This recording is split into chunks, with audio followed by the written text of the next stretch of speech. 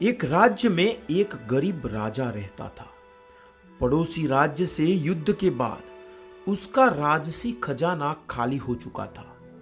धन संपत्ति के नाम पर उसके पास कुछ शेष नहीं था, मगर वह एक नेकदिल राजा था और प्रजा की खुशहाली के लिए कुछ भी करने को तैयार रहता था। प्रजा अपनी समस्याएं लेकर उसके पास आती, वह उन्हें ध्यान से सुनता और अपने सामर्थ्य अनुसार उसका निराकरण करने का प्रयास करता। उसके दयालु और नेक स्वभाव के कारण प्रजा उससे बहुत प्रेम करती थी, लेकिन राजा को हमेशा इस बात का दुख रहता था कि धन की कमी के कारण वह अपनी प्रजा के लिए ज्यादा कुछ नहीं कर पाता। एक दिन उसके राज्य में एक साधु आया। लंबी यात्रा के कारण वह भूख प्यास से बेहाल हो चुका था और रास्ते के किनारे निढाल होकर बैठा हुआ था। उसी समय राजा रोज की तरह प्रजा की स्थिति जानने के लिए भ्रमण पर निकला। उसकी दृष्टि उस साधु पर पड़ी। वह उसके पास गया और उसका हाल पूछा। साधु ने कहा कि उसे जोरों की भूख लगी है।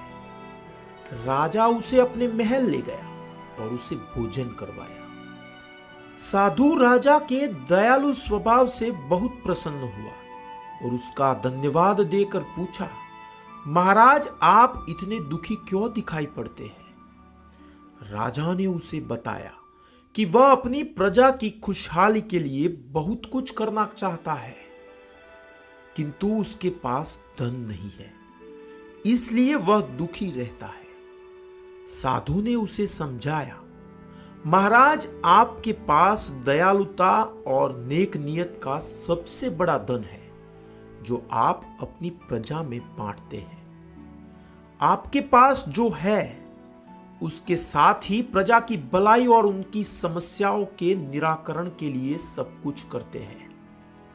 आपकी ये भावना आपको सबसे धनवान बनाती है, इसलिए आपकी प्रजा कमियों के बाद भी आपके राज में सदा प्रसन्न और खुशहाल रहती है। साधु के इन शब्दों का राजा पर गहरा असर हुआ। उसने तय किया कि वह जिस हाल में है उसी में खुश रहेगा और उसी हाल में रहकर अपनी प्रजा के साथ खुश रहेगा। वह समझ गया था कि जीवन में सबसे बड़ा धन आंतरिक खुशी है। दोस्तों, गरीब राजा की यह नेक कहानी हमें यह सिखाती है कि धन की अधिकता न होने पर भी हम अपनी ईमानदारी, नेकी और दयालुता से अपने जीवन को खुशहाल बना सकते हैं।